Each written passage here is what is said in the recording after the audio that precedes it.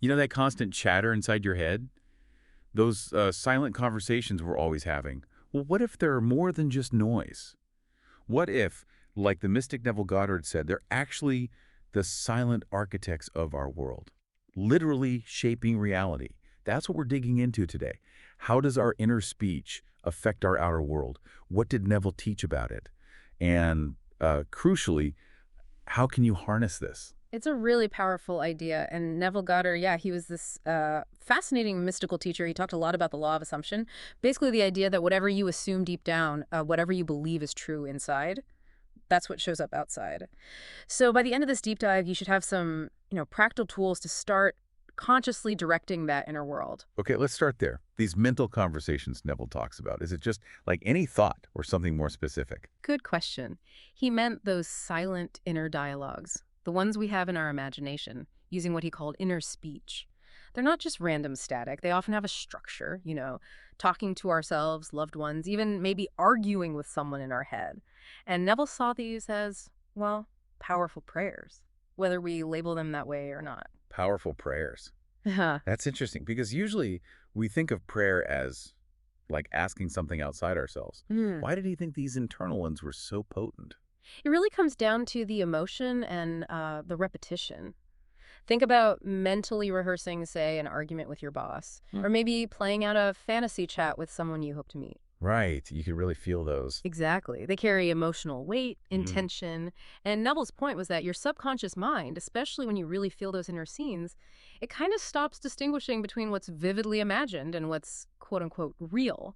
Your brain actually starts laying down pathways, preparing your inner landscape, and then your outer reality starts to match those patterns you've been running inside. So it's the feeling, the emotional charge that really powers them up.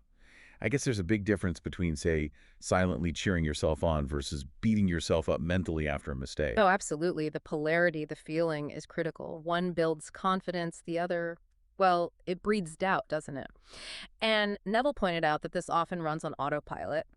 These old habits of inner speech, as he put it, keep us stuck on the same tracks, leading to the same kind of outcomes. Yeah. He said if we don't consciously change that inner talk, we just go round and round in the same circle of disappointments and misfortunes. Wow, that's a stark image, being caught in a loop. So what does that mean for our actual day-to-day reality then, if it's that powerful?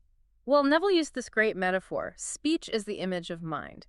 He basically believed our inner talk, these silent conversations, are the blueprints for our experience. Yeah. So if you're constantly telling yourself inside, oh, I'm not good enough, or I'll never manage that, that belief doesn't just stay locked up in your head. It leaks out. It actively echoes into your reality. It sort of attracts situations or maybe shapes your perception of situations, so they seem to prove that inner belief true.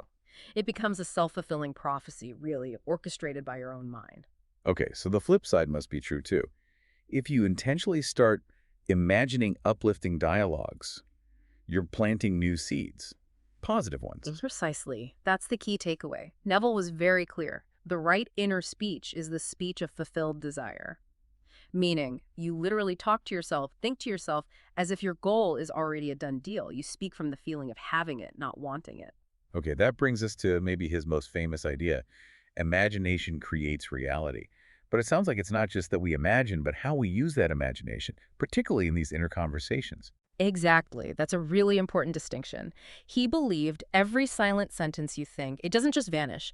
It goes into the future, he said, to manifest. Like every inner comment gets sort of frozen into your environment, setting the stage for what happens next. He famously said, others only echo that which we whisper to them in secret, which implies people often react based on our own hidden assumptions about them. Wow. And didn't he share a story about a woman that really drives this home? She was like mentally fighting with her boss all day. Yes, that's a classic Neville anecdote. She was constantly replaying these inner arguments, feeling victimized, convinced he was unfair. Right, just draining herself. Totally. But then she became aware of it, and she deliberately, consciously shifted, stopped the inner complaining, started imagining a totally different script. She vividly pictured her boss congratulating her on doing good work, and she mentally replied, thanking him, feeling that appreciation. And then the crazy part, Hmm. her actual situation changed. Dramatically. Her boss actually started complimenting. His behavior mirrored her new inner attitude.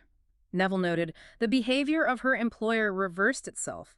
It echoed, as it had always done, her mental conversations with him. It really shows the direct link Neville was talking about. Inner world shaping the outer. It really highlights how every inner chat, every silent thought, is actually a creative act.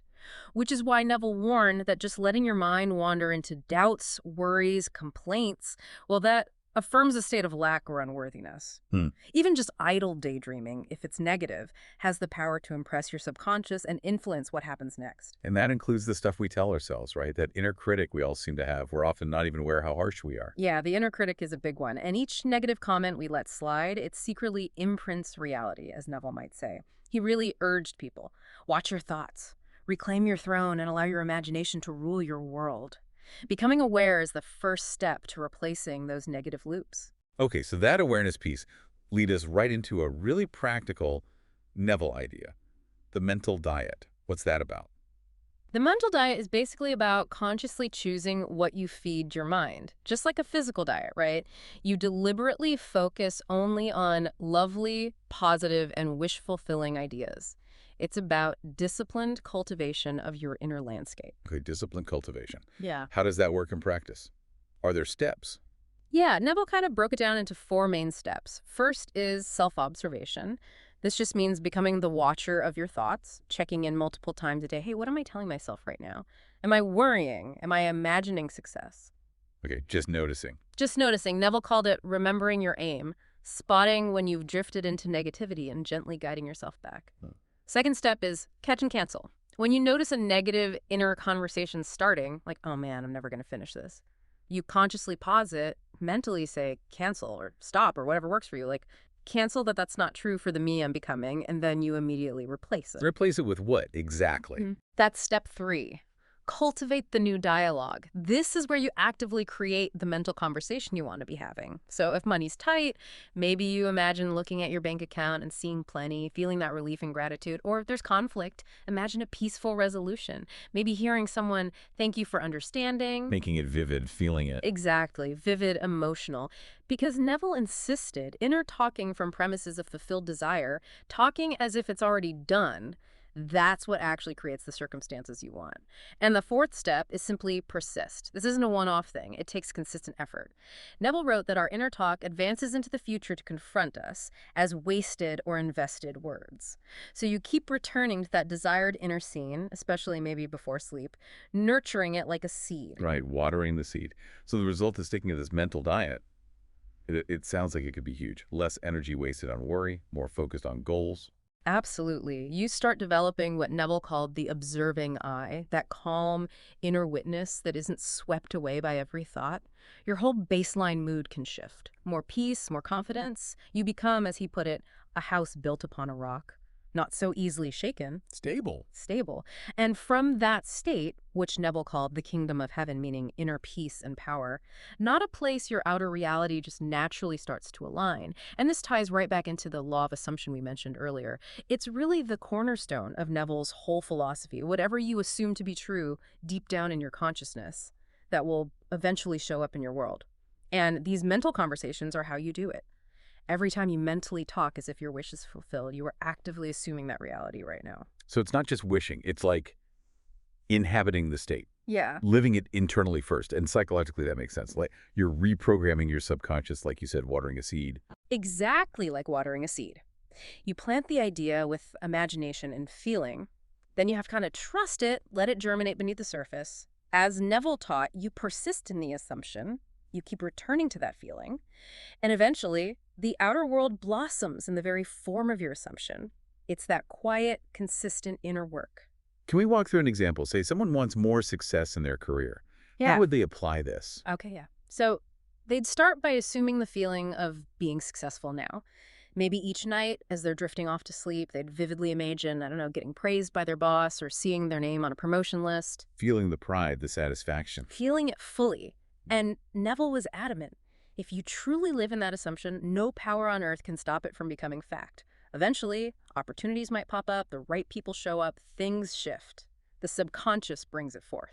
And that leads to his specific technique, the imaginal scene, right? How does that work? Yeah, it's very practical. You get relaxed, maybe right before sleep is good. Then you construct a short, simple scene in your mind that implies your desire is already fulfilled. The key is that it implies fulfillment.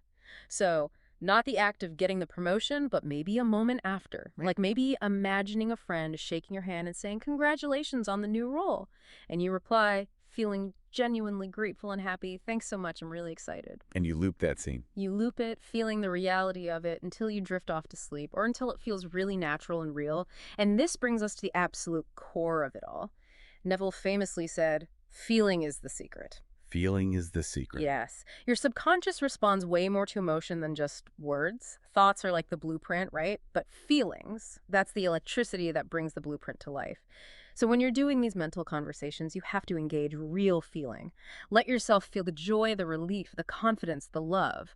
That emotional charge is the signal to your subconscious to make it real. It's fascinating how these ideas, which sound kind of mystical, Mhm. actually connect with modern psychology. Like psychology talks about inner monologue or self-talk all the time. It really does. Neuroscientists like Gary Simons have noted how much of our thinking is verbal for many people, like hearing a voice inside. Yeah. And think about cognitive behavioral therapy, CBT.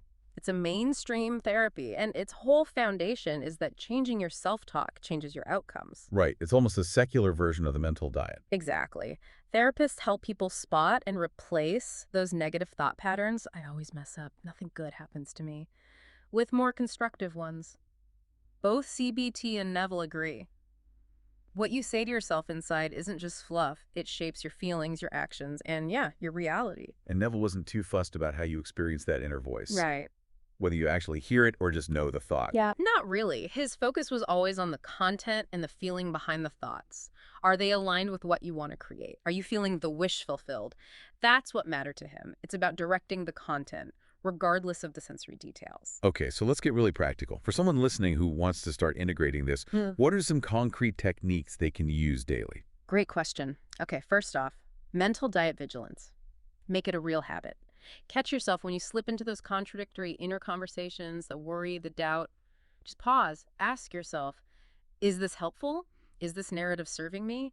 And then actively rewrite the script. Instead of say, "I'll never get out of debt," consciously switch to something like, "I'm handling my money wisely and abundance flows to me easily." So catch and pivot. Catch and pivot. Second, imaginal acts. Use those pockets of time before sleep, during a commute, a coffee break to run those vivid inner conversations, short scenes implying fulfillment, and really include dialogue. Hear someone congratulating you, feel yourself replying with gratitude, make it sensory, make it feel real. Like mini movies in your mind. Kind of, yeah. Third, review and revision. This is powerful. At the end of the day, take a few minutes. Think back if anything upsetting happened. Instead of stewing on it, replay it in your mind as you wish it had gone. Change the dialogue, change the outcome. Feel the relief or satisfaction of the revised version. So you're changing the memory. Neville saw it as altering the cause in consciousness, kind of like mental forgiveness, neutralizing the negative impact before it fully hardens into your reality. And fourth, just to clarify, affirmations versus conversations. Affirmations are okay, repeating positive statements. But Neville's method is more dynamic. You're not just reciting, "I am wealthy." You're experiencing a conversation where someone acknowledges your wealth and you respond naturally. It's more immersive, more potent for the subconscious. That makes sense. It's more like living it than just saying it. Yeah. Okay, these are great techniques, but I bet listeners have questions popping up. Shall we tackle some common ones? Absolutely. Let's Yeah. dive into those. What comes up often? Well, the big one first. Can mental conversations really change my circumstances? Isn't that just wishful thinking? It's the fundamental question, right? And according to Neville and countless people who've used his methods, yes, absolutely. His core idea is that your outer world is the echo of your inner conversations and assumptions. When you consistently imagine and feel a desired outcome within, it creates this internal pressure that eventually has to express itself externally. It's not passive wishing, it's active inner creation. Think back to that story about the woman and her boss. The inner shift came first. Right, the proof was in the pudding, so to speak. Exactly. And even from a purely psychological view, changing your inner talk changes your perception, your mood, your confidence, which naturally leads you to act differently and get different results. Okay, another common one. What's the main difference between Neville's law of assumption and the law of attraction everyone talks about? Yeah, they definitely overlap. Both emphasize inner states creating outer reality. But there's a key difference in, let's say, perspective. Law of attraction often talks about attracting things to you, like you're pulling them in from outside with your vibration. Like attracts like. Right. Neville's law of assumption is more about assuming the state of the wish fulfilled within you. You decide what you want, and then you live from that state internally, as if it's already true. He'd say the universe isn't really out there sending things to you. He'd say the universe is within you. You change your consciousness, your inner state of being, and the outer world has no choice but to conform. It's about feeling it real now, inside. So it's less about attracting and more about being. That's a good way to put it. Being it now, in imagination. Okay, so how do I actually start this mental diet? Like day one, what do I do? Simplest way. Just start noticing. For one whole day, just try to be aware. Become a detective of your own mind, like we said. Listen for the doubts, the complaints, the worries. Don't judge. Just notice them. And then, gently, when you catch one, try to shift it. Replace it with a thought that feels better, that aligns with what you actually want. It really starts with that honest self-observation, redirecting the energy, moment by moment. Makes sense. Be the observer. But what if I'm doing it and I'm not seeing results right away? Oh. I don't know if my inner voice is working. The impatience question. It's like planting that seed again. You don't see the sprout instantly, do you? No. Doesn't mean nothing's happening underground. If you've been genuinely shifting your inner talk, feeling the new reality, trust that the subconscious is working on it. Neville warned against constantly digging up the seed by looking for proof. That just introduces doubt. Your job is to persist in the feeling of the wish fulfilled. The inner change is the work. The outer results will follow. Trust the process. Okay, can this really work for things like relationships or health? Or is it just for, like, money and jobs? Oh, absolutely universal. Neville taught the same principle applies to everything. For relationships, imagine kind, loving interactions. Hear appreciation in someone's voice. Feel love for them. Neville believed when you genuinely change how you see someone inside, you literally draw out a different side of them. For health, imagine vibrant energy. Feel wholeness. See yourself doing things you couldn't before. He was clear. There is not a problem that cannot be resolved by a change of consciousness. Any area. Wow. Okay, so how do I know if I'm actually succeeding? What are the signs? Good question. One of the very first signs is often internal. It's a growing feeling of inner peace about the subject. Less anxiety, more confidence. When you do your imaginal scene, it starts to feel less like effort and more like a natural memory. Like, oh yeah, that's how it is. It feels real. It feels real inside. And then, yes, outer evidence starts to filter in. Maybe not overnight, but you'll notice things. Opportunities, synchronicities, people acting differently, circumstances shifting in your favor. Subtle at first, maybe, then more obvious. Okay, final question that sometimes comes up. Isn't this approach kind of selfish? Or just ignoring problems? Neville argued the exact opposite. He felt mastering your own consciousness was the least selfish thing you could do. He taught, as you rise in consciousness, you take all men with you. When you cultivate peace, confidence, love within yourself, that radiates out. It improves your interactions. It uplifts others. So it benefits everyone. That was his view. You're not ignoring problems. You're addressing them at the causal level within your own mind. By breaking your own negative patterns, you stop projecting them outward. You start creating new joys, he said, for yourself and indirectly for everyone you connect with. He saw it as a profound service. That really reframes it. So, wrapping this all up, Neville's core message seems incredibly empowering. It's that you really are the author of your inner story. And if you consciously take control of that narrative, you naturally start to live the life you're imagining inside. It's a profound thought, isn't it? That the silent dialogues you're having right now are literally building the reality you'll experience tomorrow. So, by feeding your mind well, watching those inner conversations, and speaking from that place of the wish already fulfilled, you bring your inner and outer worlds into alignment. Something for all of us, including you listening, to really think about. What stories are you silently telling yourself today, and what powerful realities are they building?